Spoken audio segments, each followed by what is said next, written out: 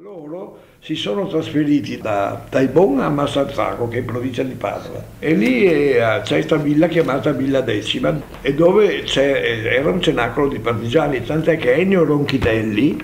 figlio di ferroviere, era di origine abruzzese, lui negli anni 40 era già del Partito d'Azione, e lui era un partigiano attivo in una brigata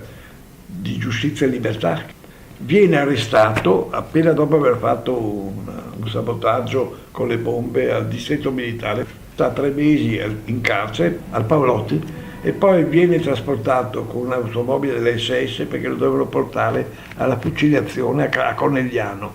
La macchina dell'SS si trova in mezzo a dei camion militari tedeschi. A un certo momento arriva Pippo, l'aereo famoso, e allora sto Pippo va su e giù e mitraglia. Tutti fermi, aprono gli sportelli, tutti quanti, anche i tedeschi e Ennio Ronchitelli, in un fosso vicino a un campo di grano turco che non finisce più. E lui, piatto piatto, è andato dentro mezzo al grano turco, è andato a piedi da Susegana fino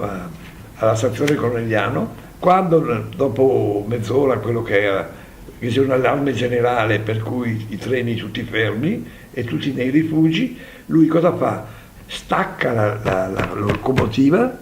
e deve ringraziare il suo papà che era macchinista delle ferrovie che gli aveva detto come si fa funzionare un po' il treno, prende la locomotiva, va verso Treviso, prima del ponte di Piave, vede in campagna là una bicicletta, la ruba e va a Marzazzago e si riunisce con i partigiani dentro.